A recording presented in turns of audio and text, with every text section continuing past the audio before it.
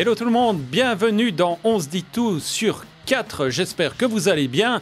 Et notre Pascal National, comment va-t-il? Carrément national aujourd'hui, Stéphane, magnifique. Oui, tout va bien. Voilà. Tu travailles quand même pour l'Union belge. C'est vrai, on peut le dire. Notre invité pour la 5e émission et la première fois de cette saison, c'est un coach en activité. Oui. On a le plaisir d'accueillir Sébastien Grandjean. Bonsoir. Bonsoir et merci pour l'invitation. Avec plaisir. Sébastien, coach du SL16 FC, donc l'équipe, la deuxième équipe du Standard, ou alors les U23, tu préfères quelle dénomination? Je pense ça dépend de quel côté on se met. Donc ça veut dire si on se met du côté jeune, bien sûr c'est U23 et donc c'est rempli de U23, mais on a un U plus 23 qui est Nasser Chadli. Donc voilà. N'importe qui. Si on se met aussi dans le contexte hiérarchique du Standard, oui, c'est la seconde équipe du Standard. Oui. C'est le vivier, on va dire. Pascal, une petite présentation de notre invité pour que notre public soit déjà bien dans l'ambiance. Il a une carrière de coach et de joueur remarquable. C'est un ami de longue date puisque nous avons travaillé ensemble à Virton, un petit peu, mais ça m'a suffi pour apprécier les qualités de l'homme et du coach, du visionnaire. Il a une ardeur d'avance puisque c'est un monsieur qui vient du Luxembourg, donc c'est très très bien d'avoir un coach expérimenté pour cette équipe de SL16 qui en a bien besoin. Du Luxembourg, mais quand même à l'origine de Jeudine. Exactement. Côté de Dinan. Oui, c'est ça. Je suis né à Dinan, mais je suis originaire de Jeudine et je le revendique généralement. Donc, mais je suis un Arlonnais d'adoption, on va dire. Oui, par le foot, on va en parler. Exactement. Dans ce qui suit, avec tout d'abord la première partie.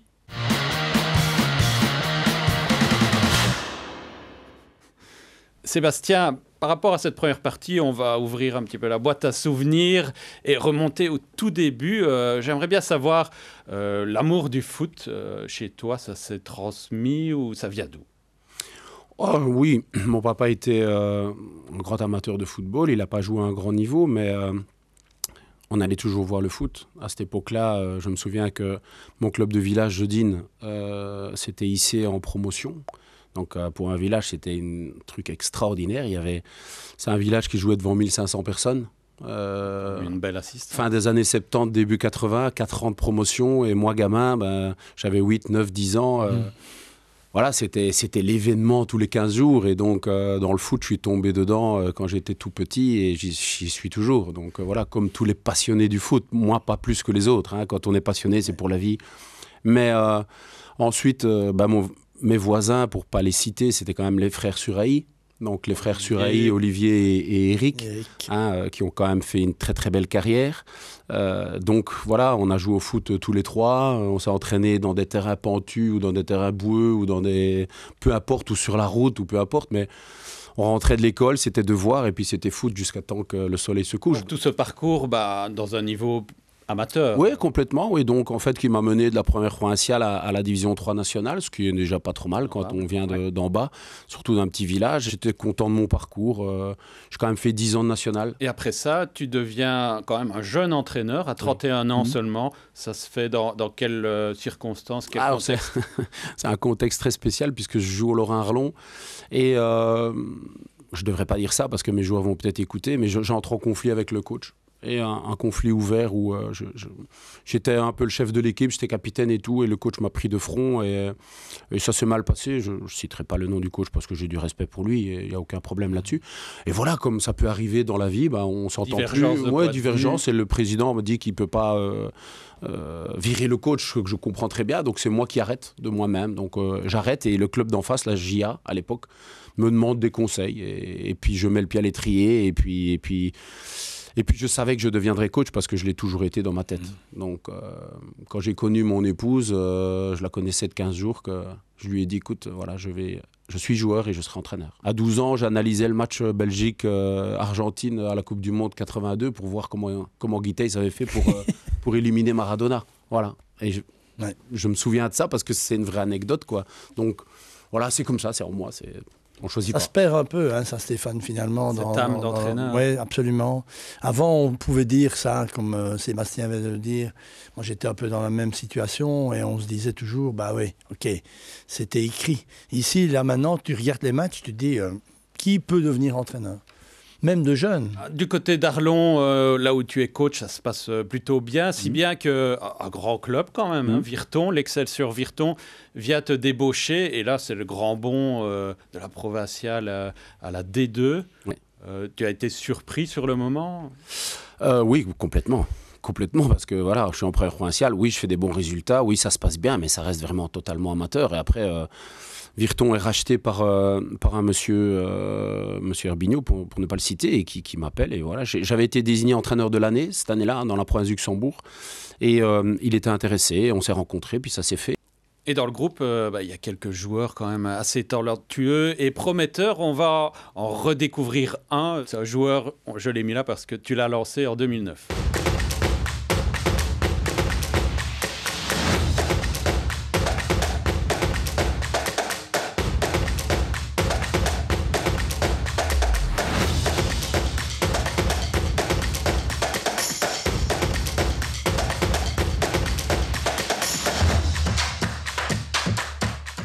Vous l'avez reconnu, c'est Thomas Meunier qui ce jour-là avait fait très mal à l'équipe de Liège.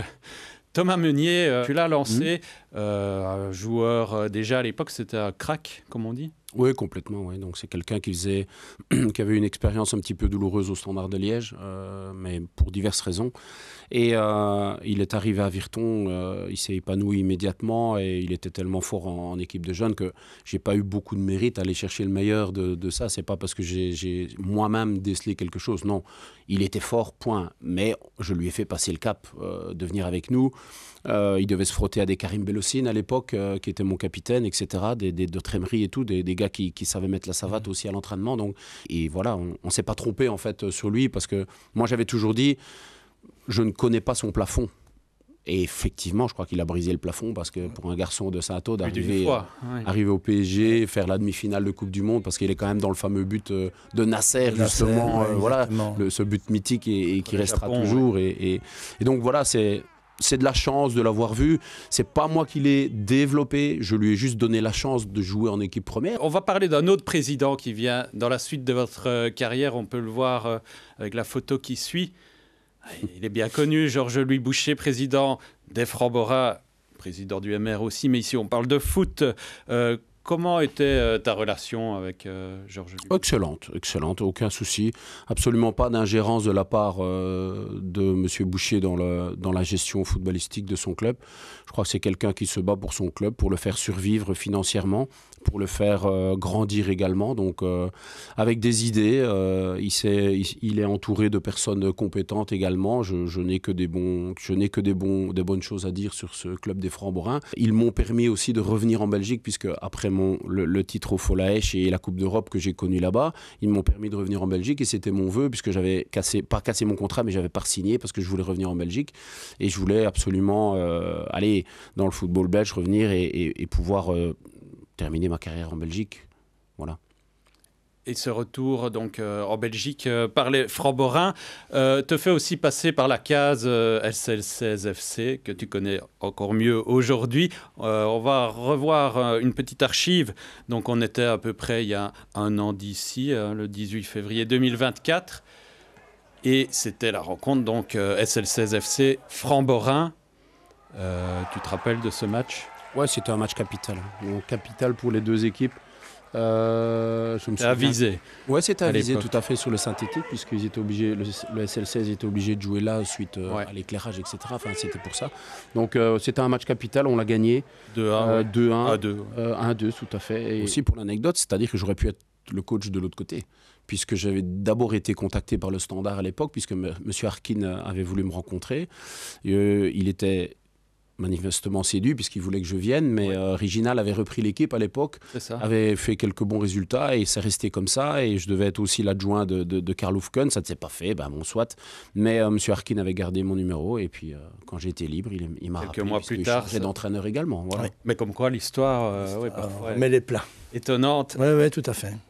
Ok, ça nous donne l'occasion de poursuivre avec la deuxième partie de cette émission.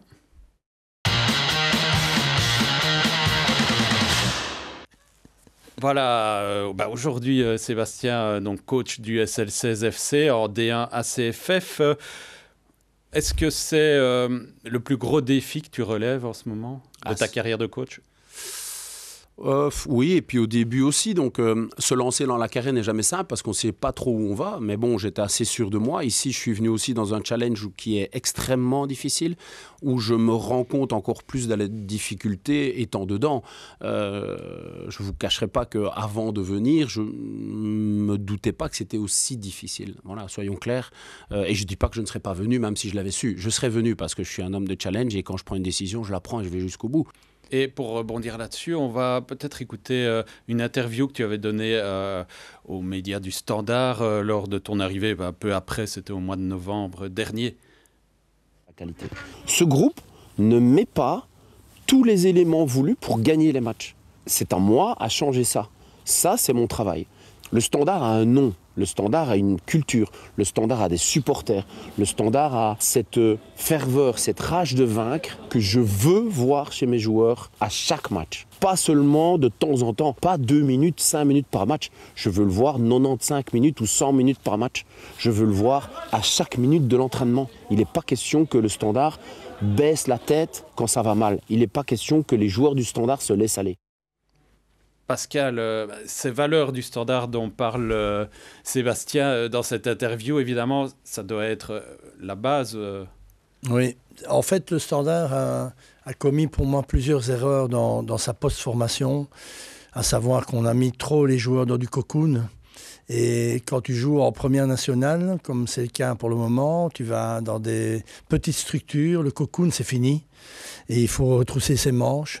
Ce que les joueurs au jour d'aujourd'hui ont un peu plus de mal à faire, il faut bien le reconnaître, ne fût-ce que par leur attitude, parfois un peu nonchalante. Tous les matchs sont importants dans cette série-ci. Et donc, voilà, redresser la barque après un début de saison très compliqué. Moi, j'ai vu plusieurs rencontres. Je vois le changement. C'est clair, dans la mentalité, c'est beaucoup mieux. Dans l'agressivité saine, c'est beaucoup mieux. Mais l'efficacité n'est pas toujours au rendez-vous. Et tu affrontes parfois des grosses structures. Tubize, il n'y a pas très longtemps. Virton, c'est quand même des équipes chevronnées dans cette série-là, donc qui visent le titre. Et des équipes d'adultes. Absolument. Et les jeunes qui sont là ne sont pas prêts toujours à vivre ces moments-là. Et on le sait tous en tant que coach, quand tu es dans le bas du tableau, c'est très compliqué. Tous les week-ends, tu dois essayer de redresser la barque. Ici, il y a des matchs qui vont être très, très importants dans les playdowns. Et il y a encore moyen de s'en sortir, j'en suis persuadé, parce qu'il y a du talent dans cette équipe. Voilà, concrètement, Sébastien, comme Pascal le dit, donc les playdowns, c'est votre programme maintenant à partir du premier week-end de mars. C'est ça. Donc cette compétition avec les 6 derniers classés de la D1 la première CFF. fois qu'on fait ça. Première fois qu'on fait ça, on divise les points par 2, match aller-retour, donc 10 matchs pour survivre, pour se maintenir. Comment est-ce que vous avez envie que votre équipe aborde? Mais en fait, on aura joué 13 matchs ensemble. Donc, je suis arrivé après 9 matchs, donc 22 matchs. On aura fait 13 matchs ensemble. Donc, ça veut dire qu'on se connaît déjà très, très bien. Ils savent exactement ce que je veux, comment je le veux, etc. Mais parfois, moi, je dis toujours les gamins parce que je pourrais être leur papa, évidemment. Hein, donc, parfois, les gamins, ils ont la bonne volonté pour le faire, mais ils n'ont pas tous les outils pour pouvoir le réaliser. Donc, la concrétisation, l'efficacité, la rigueur dans les 2 box, comme on dit, hein, c'est des choses réelles parce que on encaisse dans notre rectangle et on marque dans le rectangle adverse, généralement. Donc ça, ce sont des choses où les garçons ne sont pas nécessairement armés pour arriver à faire ça. On veut dire que dans leur formation, on n'a pas insisté spécifiquement Non, là-dessus. c'est ça. Et c'est une constatation que je fais. La concrétisation du jeu, la concrétisation du football, l'efficacité du football, on ne la travaille pas assez.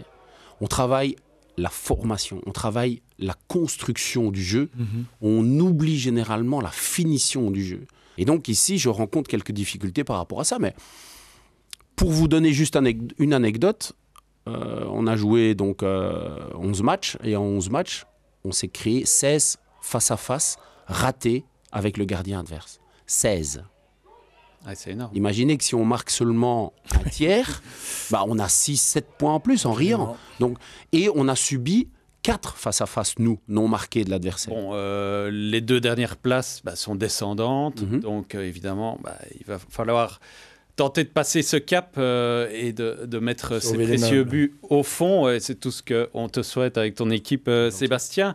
Par rapport aussi à cette équipe, on parle de jeunes, mais il y a quand même un joueur d'expérience un peu plus âgé qui vient vous renforcer. Il est à l'entraînement depuis novembre, Nasser Chadli. Il joue depuis début janvier. On va l'écouter tout d'abord à l'interview. C'était après le match nul 2-2 contre Binche. Il nous parle de sa nouvelle équipe. C'est beaucoup de jeunes, on fait des erreurs, ça fait partie de l'apprentissage, c'est normal. Mais bon, il faut apprendre de ces erreurs et essayer de ne pas les répéter. Sinon, on les refait à chaque fois et c'est pas acceptable pour un club comme le Standard de Liège. Donc, il faut essayer de passer ce cap et puis je pense qu'on pourra prendre beaucoup de points avec cette équipe. C'est un bon groupe de garçons qui veulent travailler. Ils sont talentueux aussi. Mais bon, le talent ne fait pas tout dans le foot. On l'a bien vu là, notre équipe avait beaucoup plus de talent, mais on fait 2-2 finalement. Donc il n'y a pas que ça. Il y a beaucoup de paramètres qui rentrent en compte. Et il faudra bosser tout ça. Et j'essaye de les booster aussi pendant la semaine. Qu'est-ce que ça fait aussi d'être forcément de retour en terre liégeoise? Ça fait du bien, c'est chez moi. Ici, j'habite à 15 minutes, donc c'est magnifique. Voilà Pascal et Sébastien, donc Nasser Chadli, très heureux d'être dans ton équipe. Nasser Chadli, un ex-international, un ex-joueur de Première Ligue. Quelle dimension pour la DACFF. En tant que coach, comment est-ce qu'on essaye de l'intégrer au mieux? Ce garçon est d'une facilité à vivre, c'est incroyable, c'est déconcertant même, mais c'est surtout une bonne leçon. Donc je crois que je le cite souvent en exemple, je demande à mes joueurs aussi de le questionner par rapport à tout son vécu. Il a quand même tous ces matchs internationaux, tous ces matchs de Première Ligue, de Ligue 1, Turquie, etc. Donc il peut amener que des bons exemples pour tous ces jeunes. Qu'est-ce que tu as fait dans cette situation-là, etc. Je sollicite les joueurs pour qu'ils lui demandent et lui est tout à fait ravi de partager ça. Donc c'est un homme de l'ombre. C'est un grand monsieur qui travaille très bien et qui va nous amener justement un peu ce paratonnerre contre la pression dans les playdowns. Passons maintenant à un petit moment un peu plus découverte, un peu plus ludique, une interview Dream Team, Pascal. Absolument. Une interview Dream Team. Alors j'explique en 2 mots pour Sébastien. Donc il va s'agir, on va te donner des critères pour choisir un joueur. Ça peut être un joueur actuel ou un joueur du passé. Vraiment, tout est possible.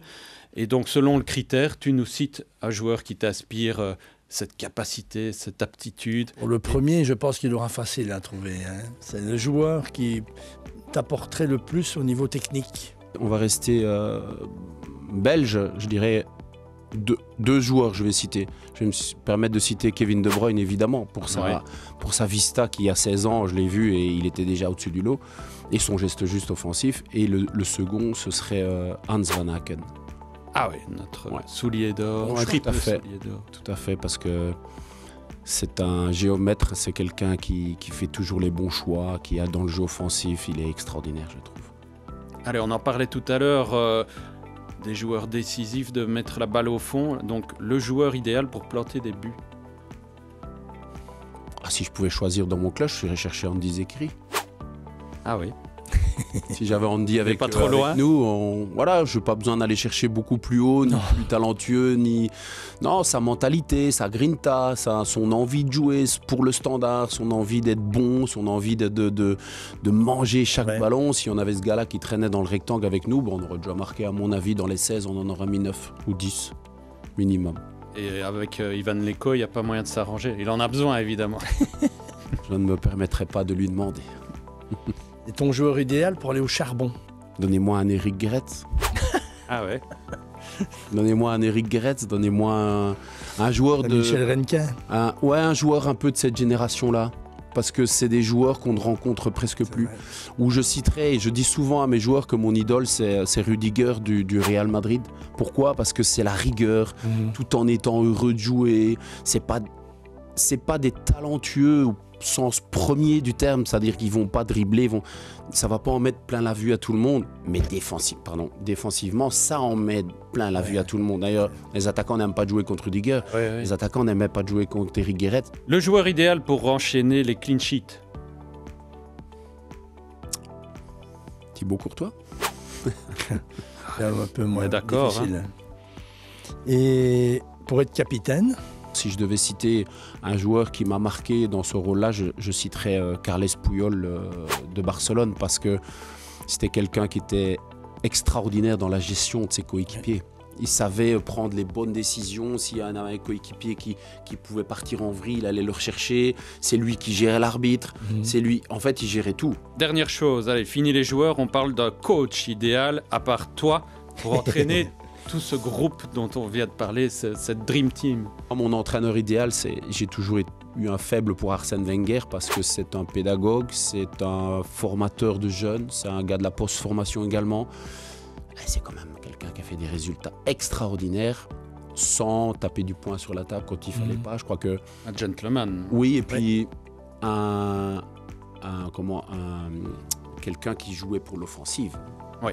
Et Oui, je le suis- beau jeu avec ouais, je suis un- Arsenal. je suis plutôt un entraîneur Et offensif. tourné vers les jeunes joueurs quand Oui, même. oui, tout à fait, absolument, un talent. absolument. Et puis reste les Henry, etc. Il les a tous développés, donc et aussi des autres. Impec.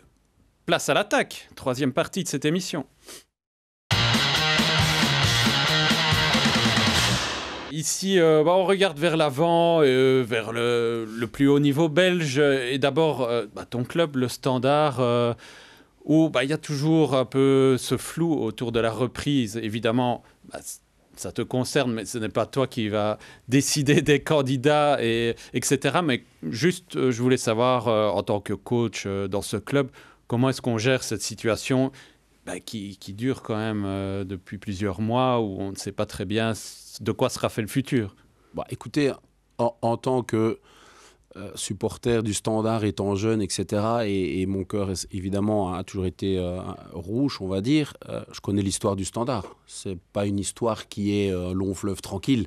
Donc c'est un club qui a été secoué assez régulièrement, qui, quand il a trouvé de la sérénité, a toujours fait des grands résultats, mais quand il n'est pas dans la sérénité, c'est plus difficile, évidemment. C'est une période un petit peu plus délicate actuellement. Moi, je suis entraîneur au Standard. Je ne m'occupe pas de tout ça. J'essaye de faire mon travail, et ce qui est logique. Donc, c'est une réponse un peu de Normand, mais je ne peux pas vous en donner d'autres, puisque je n'ai aucune information. Je crois que le club fait bien, la direction fait bien son travail, c'est-à-dire qu'elle ne communique pas à tout va concernant ça. Elle nous laisse dans le plus de sérénité Il faut possible. surtout espérer pour le Standard dans la reprise du club, c'est que les Américains pensent un petit peu à quelqu'un qui connaît le foot et qui pourrait avoir des relations avec des repreneurs. Mais il faut absolument que ce soit axé sur l'ADN du Standard. Autre thème, messieurs, sur lesquels j'aimerais bien vous entendre. Il y a peu, la Belgique s'est dotée d'un nouveau sélectionneur, le Français Rudy Garcia. Pascal, tes premières impressions, évidemment, on attend les premiers matchs au mois de mars, les barrages pour rester en Ligue A de la Ligue des Nations contre l'Ukraine. Oui, alors évidemment, moi je suis très content parce qu'enfin on a un francophone. Ça fait longtemps. Donc, en plus, on a Guillaume Gillet qui vient d'être sélectionneur des U19. Adjoint. Donc, voilà, pour nous, les francophones, on va avoir un regard différent. Un langage différent. On a déjà eu une petite réunion, pas grand-chose, mais une demi-heure. On sent l'homme passionné. C'est parler de passion, même à ce niveau-là, c'est très, très important. Je trouve qu'il est très humain dans l'approche qu'il a déjà pu mettre en place. Et donc, il va construire quelque chose de nouveau. Certaines mauvaises langues diront que ce sera difficile de faire moins bien, mais voilà, il ne faut pas tout jeter non plus. On a vraiment des bons joueurs, on a des bons clubs, on a essayé vraiment une structure. Maintenant, financièrement, c'est un peu plus compliqué, mais je pense qu'on va repartir sur des bonnes bases et qu'on peut être positif pour l'avenir. Sébastien, Rudy Garcia, ça peut être l'homme capable de prendre le meilleur de ce vivier de joueurs belges? Moi, je suis surtout content qu'on aille chercher un homme d'expérience. Je pense que le sélectionneur national doit avoir plus de 55 ans. Il doit avoir vécu, fait ses erreurs, connaître, avoir vu des groupes au jour le jour. Ici, c'est absolument pas le cas. Donc, je crois que avoir un homme d'expérience nous permet d'avoir une gestion aussi des hommes qui est totalement différente. À 55 ans, enfin j'aurai 55, mais je ne suis pas le même entraîneur qu'à 36, évidemment, parce qu'on mûrit, on vieillit, on s'attarde plus sur des bêtises. Et je prendrais par exemple cette bêtise, parce que c'en est une, la bêtise Courtois, c'était une énorme erreur, On ne gère pas ces garçons-là de la même manière qu'on gère des jeunes, parce que l'entraîneur était trop jeune. Il a cru qu'il pouvait dominer des stars comme Thibaut Courtois. On ne domine pas ces garçons-là. On vit avec, on les met dans le meilleur contexte possible. Vous savez, je dis toujours, l'équipe nationale, on les voit 3 jours. En 3 jours, on ne les change pas. On les prend, ils jouent, on les met dans le meilleur mood possible, avec la ligne de conduite la meilleure possible. S'il y en a un qui dévie de la ligne de conduite, eh bien là, on sanctionne parce qu'il y a un groupe. Mais manifestement, là, il y a de l'incompréhension, etc. Il y a eu de l'incompréhension avec des égos. Un entraîneur ne doit pas se mettre au même égo qu'un joueur. Dans le combat d'ego, ça n'existe pas. On se met au-dessus et on pardonne et on gère ça. Et je crois qu'un homme d'expérience comme Rudy Garcia, avec l'intelligence qui est la sienne et sa manière de communiquer, je pense qu'il va faire du très bon travail. Je pense aussi. Oui, on ne devrait pas le retrouver dans des postures similaires. En tout cas, espérons-le. Voilà, maintenant, retour dans la région avec notre traditionnel top but.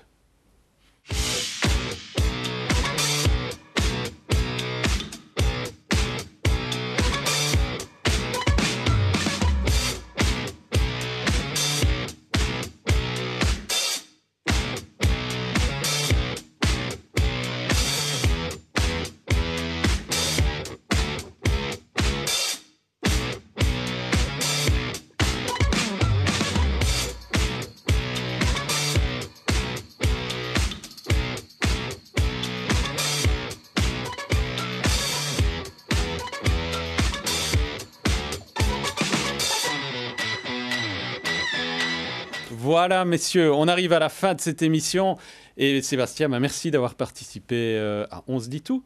Ouais, merci à vous pour l'invitation. Très belle ambiance et vraiment, j'ai apprécié l'accueil. Merci beaucoup.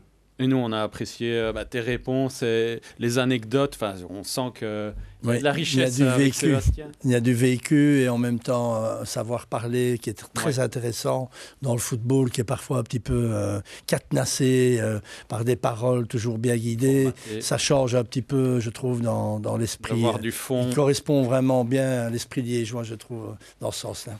Pascal, on se retrouve pour la prochaine, au mois de mars. Bien sûr, avec grand plaisir, pour une prochaine aventure. Voilà, merci d'avoir suivi On se dit tout. On compte sur vous aussi. À bientôt.